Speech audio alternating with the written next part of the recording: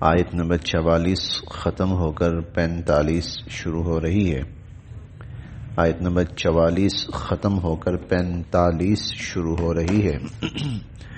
ان المتقین فی جنات وعیون ادخلوها بسلام آمنین ونزعنا ما فی صدورهم من غل اخوانا على سرر متقابلین. پچھلی آیات میں اللہ تعالیٰ نے شیطان کو مخاطب کرتے ہوئے کہا تھا کہ جو لوگ تیرے پیچھے چلیں گے اور تیرا کہا مانیں گے اور تیرے بتائے ہوئے طریقوں کو اپنائیں گے تو ان کو تو میں جہنم کے اندر داخل کروں گا، اور اس جہنم کے 7 دروازے ہیں اور ہر دروازے میں سے مخصوص قسم کے جہنمیوں کو گزارا جائے گا. ساتھ ساتھ اللہ تعالیٰ نے یہ بھی کہا تھا البتہ جو میرے بندے ہوں گے تو لیس لک علیہم سلطان، ان پر تیرا کوئی داؤ اور کوئی زور اور کوئی بس نہیں چلے گا. اب آج کی آیات میں وہ جو اللہ کے بندے ہوں گے ان کا تذکرہ ہے. ان المتقین فی جنات وعیون، بے شک جو لوگ متقین ہوں گے، اور متقی کا لفظی معنی ہوتا ہے پرہیزگار. اہل علم حضرات متقی کی تعریف یہ کرتے ہیں المتقی من یتقی عما یضرہ فی الآخرہ. متقی کہتے ہیں اس شخص کو جو اپنے آپ کو ہر اس چیز سے بچائے جو اس کو آخرت میں نقصان پہنچائے گی اور پریشانی کا باعث بنے گی. اپنے آپ کو ہر اس چیز سے بچائے، وہ متقی ہے. گویا آسان لفظوں میں اللہ کی نافرمانی سے اپنے آپ کو بچائے. تو جنہوں نے اس طرح زندگی گزاری ہوگی اللہ کی نافرمانی سے بچتے ہوئے اور تقوی اختیار کرتے ہوئے، تو ایسے لوگ ان المتقین، ایسے لوگ متقین فی جنات، وہ جنتوں میں، وعیون اور چشموں میں ہوں گے. وہ جنتوں میں، جنات جنت کی جمع ہے، باغ کو کہتے ہیں. یعنی جنت ایک بہت بڑا باغ ہے، اور ایسا باغ ہے کہ اس کے اندر اللہ کی اتنی نعمتیں ہیں کہ کوئی حد و حساب نہیں، اور ان میں سے ایک نعمت چشمے بھی بہہ رہے ہوں گے. تو فی جنات وعیون، جنتوں میں اور چشموں میں ہوں گے. ادخلوہا، ان سے کہا جائے گا کہ تم اس جنت میں داخل ہو جاؤ، بسلام، سلامتی کے ساتھ، آمنین، بے خوف و خطر، بے خوف و خطر سلامتی کے ساتھ اس جنت میں داخل ہو جاؤ. وَنَزَعْنَا، اور ہم نکال لیں گے، ما، جو، فی صدورہم، ان کے سینوں میں تھی، من غل، غل، جو غل ان کے سینوں میں تھی ہم اس کو نکال لیں گے. غل کا مطلب کیا ہے؟ دنیا کے اندر انسان بہت سی غلط عادات اپنائے رکھتا ہے، اس کے اندر بہت سی خامیاں ہوتی ہیں، جس کو صوفیاء کرام رذائل کہتے ہیں. رذائل، رذائل کیا ہیں؟ دنیا کی محبت، حسد، لالچ، کینہ، بغض، نفرت، مال کی محبت، یہ سب چیزیں، یہ غل ہے. انسان دوسرے کو دیکھ کر جلتا ہے، دوسروں کی خوشیوں سے جلتا ہے، دوسروں کو نقصان پہنچانے کی کوشش کرتا ہے، ذرا ذرا سی بات پر ناراض ہو جاتا ہے، یہ غل ہے. اللہ تعالیٰ فرماتے ہیں جنت میں داخل کرنے سے پہلے ایسی ہر چیز ان کے اندر سے ہم نکال دیں گے. وَنَزَعْنَا مَا فِي صُدُورِهِم مِّن غِلٍّ، اور ہم ان کے دلوں سے ہر قسم کا کھوٹ نکال دیں گے. اخواناً، وہ بھائی بھائی ہوں گے، اخواناً، بھائی بھائی ہوں گے. علی سرر متقابلین، سرر، تختوں پر، متقابلین، آمنے سامنے بیٹھے ہوں گے. وہ آمنے سامنے تخت نشین ہوں گے، تخت نشین ہوں گے. لا یمسہم، نہیں پہنچے گی ان کو فیہا اس جنت میں نصب کسی قسم کی تھکاوٹ، لا یمسہم فیہا نصب ان کو وہاں کسی کبھی تھکاوٹ چھو کر بھی نہیں گزرے گی. جنتیوں کو جنت میں تھکاوٹ چھو کر بھی نہیں گزرے گی. یہاں انسان تھوڑی سی زندگی میں 50 60 70 سال ہزارہ دفعہ تھکتا ہے، کبھی دن میں 2 دفعہ تھکتا ہے، 3 دفعہ تھکتا ہے، تھوڑا سا کام کیا تھک گیا. لیکن جنت میں کبھی ہمیشہ اربوں خربوں سال کبھی تھکاوٹ چھو کر بھی نہیں گزرے گی. مس چھونا، ٹچ کرنا. لا یمسہم فیہا نصب تھکاوٹ ان کو چھو کر بھی نہیں گزرے گی. وما ہم اور نہ ہی وہ منہا اس جنت سے بمخرجین کبھی نکالے جائیں گے. وما ہم منہا بمخرجین اور نہ ہی وہ اس جنت سے کبھی نکالے جائیں گے. نبی اب بتائیے اے نبی علیہ الصلوۃ والسلام، آپ خبر دیجیے، آپ بتائیے عبادی میرے بندوں کو، آپ میرے بندوں کو بتائیے انی کہ بے شک میں انا الغفور الرحیم میں بہت بخشنے والا ہوں، رحم کرنے والا ہوں. جو غلطی کی معافی مانگے، جو بخشش طلب کرے، جو رحم کا امیدوار بن کے آئے، رحمت کا متقاضی ہو، تو پھر میں بخشنے والا ہوں، رحم کرنے والا ہوں.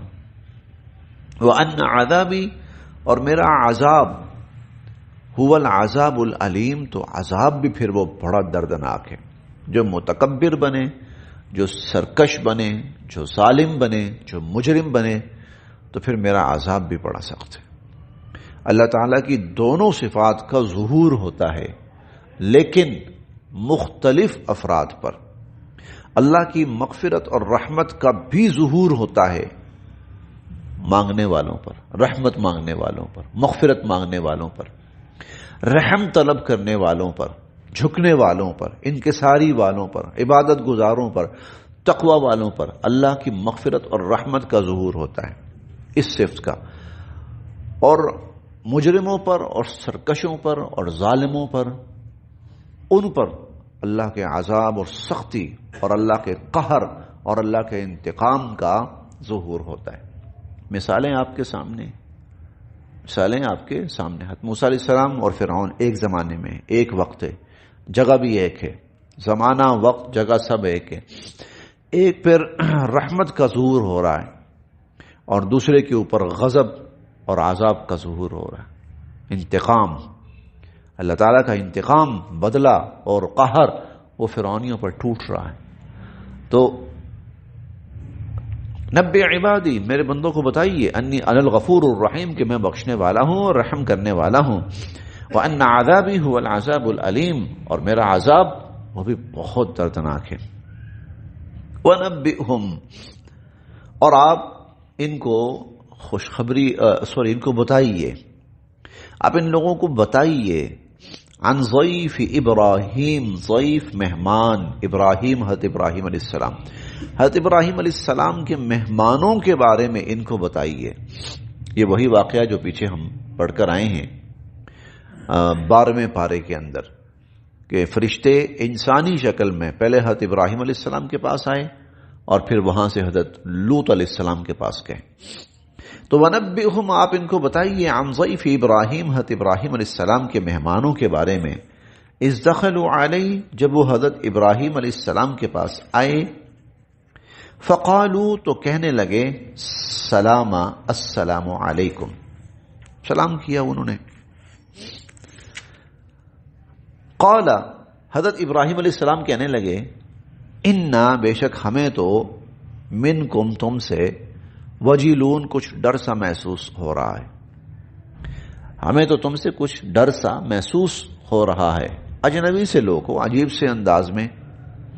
قالو وہ کہنے لگے لا توجل نہ ڈریے، انا نبشرک ہم آپ کو خوشخبری سنانے آئے ہیں، بغلام علیم ایک بہت صاحب علم بیٹے کی، لڑکے کی، ایک بہت صاحب علم لڑکے کی ہم آپ کو خوشخبری سنانے آئے ہیں. قال حضرت ابراہیم علیہ السلام فرمانے لگے ابشرتمونی کیا تم مجھے خوشخبری سنا رہے ہو؟ اعلی، اس حالت میں امسنیہ کہ آ چکی ہے مجھ پر، الکبرو یہ آ چکا ہے مجھ پر بڑھاپا، مجھ پر بڑھاپا آ چکا ہے، تو بوڑھا ہو چکا ہوں۔ فبما تبشرون، تو ایسی حالت میں تم بھلا کیسی خوشخبری سناتے ہو مجھے؟ قالو، وہ کہنے لگے بشرناک، ہم جو آپ کو خوشخبری سنا رہے ہیں بالحق، یہ بالکل سچ ہے۔ بشرناک بالحق، ہم آپ کو بالکل سچی خوشخبری سنا رہے ہیں۔ فلا تکن، بس آپ نہ ہوئیے، من القانتین، نا امید ہونے والوں میں سے، مایوس نا امید ہونے والوں میں سے آپ نہ ہوئیے۔ قال، حضرت ابراہیم علیہ السلام فرمانے لگے ومن یقنت، کون بھلا مایوس ہو سکتا ہے، من رحمت ربہ، اپنے رب کی رحمت سے، الا الضالون، سوائے گمراہ لوگوں کے، گمراہ ہی ہوں گے جو اللہ کی رحمت سے مایوس ہوں گے۔ قال، تو حضرت ابراہیم علیہ السلام فرمانے لگے، یہ معاملہ تو ہو گیا خوشخبری والا معاملہ، اس کی یہ تفصیلاً ہم نے پڑھا تھا 12ویں پارے میں۔ وہاں وجاء بعجل حنیذ، اور بھنا ہوا گوشت لے کر آئے، فقربہ الیہم، سامنے رکھا، قال الا تاکلون، کھاتے کیوں نہیں ہو؟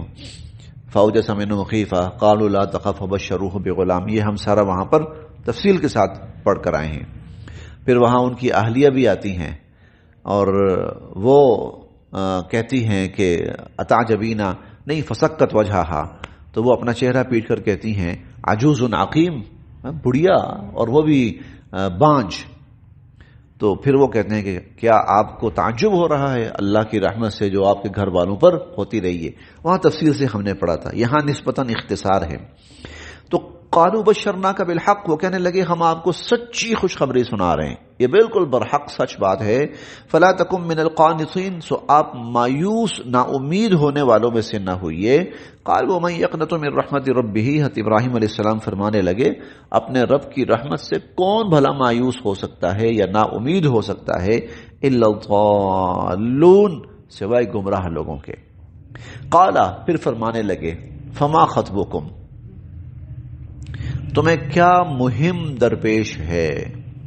کیونکہ ان کی وضاحت سے نا اندازہ لگا لیا تھا کہ معاملہ کچھ اور بھی ہے، بات صرف یہیں تک نہیں ہے۔ نبی ہیں اور نبی سے زیادہ فہم و فراست اور دانائی والا کون ہو سکتا ہے، تو سمجھ گئے کہ معاملہ صرف یہیں تک نہیں ہے، بلکہ ان کا نوجوانوں کی شکل میں آنا، خوبصورت نوجوان اور انسانی شکل میں آنا اور اس طرح سے آنا، یہ کوئی اور معاملہ ہے۔ تو قال، فرمانے لگے فما خطبکم، تمہیں اور کیا مہم درپیش ہے، ایھا المرسلون، فرشتوں۔ قالو، وہ کہنے لگے انا، بے شک ہم، ارسلنا، بھیجے گئے ہیں، الی قوم مجرمین، ایک مجرم قوم کی طرف، الا اہل لوط، ہاں البتہ لوط علیہ السلام کے گھر والوں کے سوا، وہ مستثنا ہوں گے۔ وہ لوط علیہ السلام کی قوم کی طرف، البتہ اس میں لوط علیہ السلام وہ مستثنا ہوں گے۔ انا، بے شک ہم، لمنجوہم، ہم ان کو بچا لیں گے، اجمعین، سب کو، ان سب کو ہم بچا لیں گے، الا، سوائے، امرأتہ، ان کی بیوی کے، سوائے ان کی بیوی کے، قدرنا، ہم نے طے کی ہے یہ بات کہ انہا، وہ بھی، لمن الغابرین، پیچھے رہنے والے لوگوں میں سے ہوگی، اس کے بارے میں ہم نے طے کیا ہے کہ وہ بھی پیچھے رہنے والے لوگوں میں سے ہوگی۔ اور 12ویں بارے میں ہم پڑھا تھا کہ یہاں حضرت ابراہیم علیہ السلام تھوڑی سی بحث کرتے ہیں فرشتوں سے۔ قال ان فیہا لوطا قالوا نحن اعلم بمن فیہا، وہ کہنے لگے لوط علیہ السلام بھی ہیں، اور پھر اللہ تعالیٰ کی طرف سے آتا ہے کہ یا ابراہیم اعرض عن ھذا، ابراہیم اس بات کو چھوڑ دیجئے، انہ قد جاء امر ربک، آپ کے رب کا حکم آ چکا ہے، وانہم آتیہم عذاب غیر مردود، اور ان پر وہ عذاب آنے والا ہے جو واپس پلٹ کر نہیں جانے والا۔ تو فلما، پھر جب، پس جب، جاء، آئے، آل لوط، لوط علیہ السلام کے پاس، المرسلون، فرشتے، جب فرشتے آل لوط، لوط علیہ السلام کے گھرانے میں آئے، قالا، کہنے لگے، انکم، تم لوگ قوم منکرون، کچھ اجنبی سے لوگ ہو. قوم منکرون اجنبی سے لوگ ہیں، میں نے نہیں پہچانا، کون ہیں آپ؟ قالوا وہ کہنے لگے بل جئناک ہم آپ کے پاس آئے ہیں، بما وہ عذاب لے کر، کانوا تھے، فیہ یہ لوگ جس میں، یمترون شک و شبہ کا شکار، یہ لوگ جس عذاب میں شک و شبہ کر رہے تھے نا، ہم وہ عذاب لے کر آئے ہیں. وَأَتَيْنَاكَ بِالْحَقِّ ہاں ہم واقعی آپ کے پاس عذاب لے کر آئے، ہم واقعی آپ کے پاس عذاب لے کر آئے ہیں. وَإِنَّا اور بے شک ہم، لَصَادِقُونَ بالکل سچ کہہ رہے ہیں، ہم بالکل سچ کہہ رہے ہیں. فَأَسْرِ سو آپ لے چلیے، بِأَهْلِكَ اپنے گھر والوں کو، بِقِطْعٍ مِّنَ اللَّيْلِ قِطْع حصہ ٹکڑا، من اللیل رات کا، رات کے کسی پہر آپ اپنے گھر والوں کو لے چلیے. واتبع ادبارہم واتبع اور آپ پیچھے پیچھے چلیے، ادبارہم ان کے، آپ ان کے پیچھے پیچھے رہیے. آپ کا باقی گھرانہ اور باقی ایمان والے جو بھی ہیں وہ آگے آگے ہوں اور آپ ان کے پیچھے پیچھے چلیے. ولا یلتفت اور نہ مڑ کے دیکھے، منکم تم میں سے، احد کوئی بھی، اور تم میں سے کوئی مڑ کے نہ دیکھے. یہ جو ہے نا تاکید، یہ کیوں ہے؟ لوط علیہ السلام کی بیٹیاں ہیں، لوط علیہ السلام کی بیٹیاں ایمان لائی ہیں، ان پر صاحب ایمان ہیں. حکم یہ ہے کہ چلیں جی آپ بھی چلیں. کیوں؟ پیچھے عذاب آ رہا ہے. جن پہ عذاب آ رہا ہے ان میں کون ہے؟ ماں، بیٹیاں، ماں. ابھی ہماری ماں برباد ہونے والی، ہلاک ہونے والی تھا، مڑ مڑ کے دیکھیں گی، کہیں واپس نہ چلیں وہاں پر ماں کے پیچھے. ہاں یقیناً اولاد، خاص طور پر بیٹیوں اور ماؤں کا جو محبت بھرا سلوک ہوتا ہے تو وہ ماں کی ذرا تکلیف پر بیٹیاں بہرحال تڑپ اٹھتی ہیں، بھاگ کے آتی ہیں. تو پیچھے ماں ہے، ماں پیچھے رہ گئی ہے اور پیچھے عذاب آنے والا ہے. تو وَاتَّبِعْ أَدْبَارَهُمْ آپ ان کے پیچھے پیچھے چلیے. وَلَا يَلْتَفِتْ مِنْكُمْ أَحَدٌ پیچھے مڑ کے نہیں دیکھنا کسی نے. جاؤ. وَامْضُوا اور چلتے رہو، حَيْثُ تُؤْمَرُونَ جہاں تمہیں حکم دیا گیا ہے. وَقَضَيْنَا إِلَيْهِ ذَلِكَ الْأَمْرُ وَقَضَيْنَا اور ہم نے بتا دیا، إِلَيْهِ حضرت لوط علیہ السلام کو، ذَلِكَ الْأَمْرُ یہ بات، ہم نے حضرت لوط علیہ السلام کو یہ بات بتا دی، انا کہ بے شک، دابرہ جڑ، ہؤلاء ان لوگوں کی جڑ، مقطوع کاٹ کے رکھ دی جائے گی، مصبحین صبح ہوتے ہوتے ان لوگوں کی جڑ کاٹ کر رکھ دی جائے گی. بس یہاں تک یہ ساری تفصیل بتائی. اور پھر اگلا منظر جب قوم کو پتہ چلتا ہے نوجوان ہیں، خوبصورت ہیں، تو وہ اپنی ہوس پوری کرنے کے لیے بھاگتے ہوئے آئے. پھر آگے کیا معاملہ ہوا وہ انشاءاللہ پھر ہم کل پڑھتے ہیں.